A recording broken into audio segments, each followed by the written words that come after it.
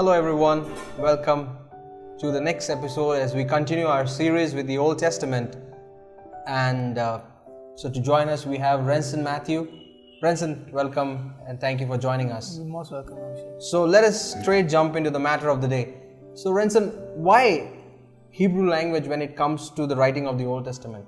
The Hebrew language is one of the most important language because that is the language in which God is communicating to His people. The very own language.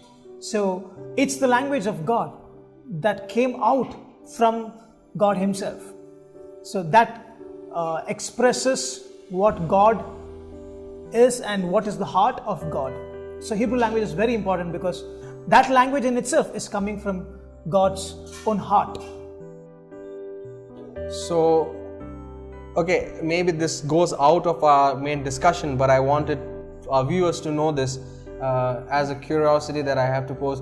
So when you say Hebrew languages was the language of God, doesn't that undermine other languages which is also created by God? Yes, but when we see the accounts in the Bible, that we see that most of the languages came after the confusion that happened in the Tower of Babel. Right. But before that, this was the language, because why I would say that this is the most significant language, because the history in the traditional books of the Jewish, which is called as the Zohar. Now the Zohar says that God in His sovereignty, He just breathed out, and as He breathed out, the alphabets proceeded out of God's mouth.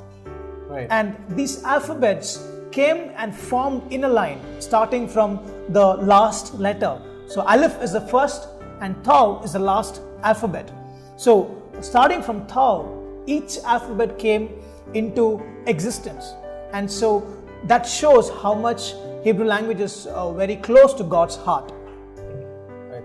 So is there again a special significance when you are telling that the last alphabet comes in the first, and it has a reverse order in terms, if you see in comparison with most of the languages in the world. So does that pose a special significance? Yeah, it does pose a special significance because Hebrew language, every alphabet has got a pictorial meaning.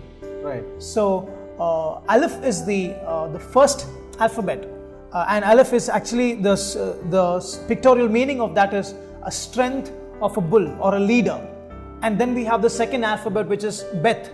Bet is nothing but a picture of a house or a window. And that is where we get the meaning of Bethlehem, which means house of bread, Bethlehem. Or we say Beth-El. Beth is the house and El means God, so house of God. So every alphabet has a pictorial meaning. And the Zohar says that Aleph was very timid and shy alphabet. And the history goes on to say, every alphabet came to God and said, God, let the world be created through me. But Aleph was standing there shy and he didn't want to take over the position. And God saw his humility and God said, I will make Aleph as the leader. And through you, I will go into Beth, the house, and I will get into the creation. And so we see through the leader who is Jesus Christ, everything was created in the world that we see today.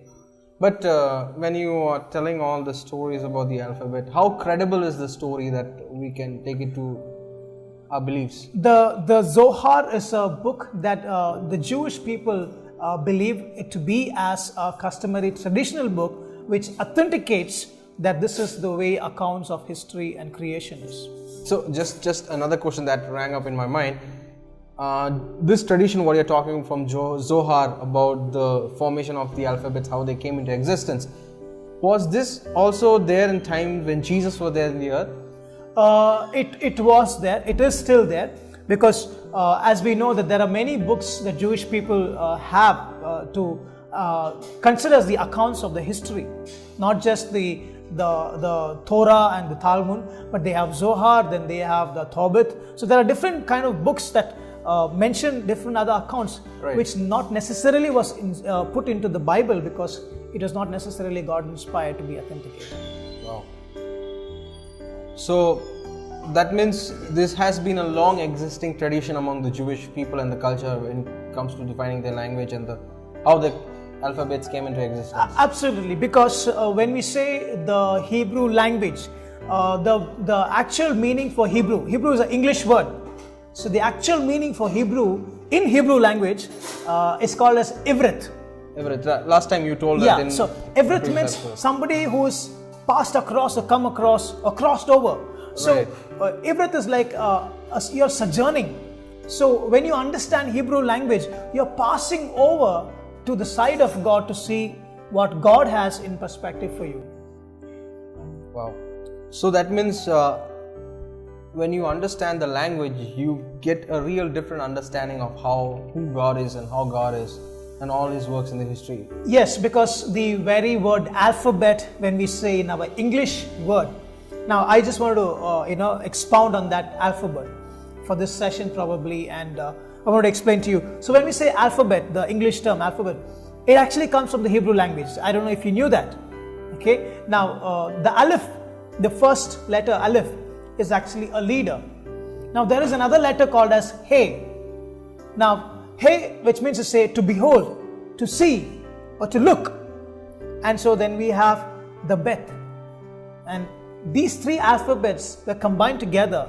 And the reason why these three alphabets were combined together is you have the Aleph, who is the leader, and then you have the alphabet He. So which means you are looking into.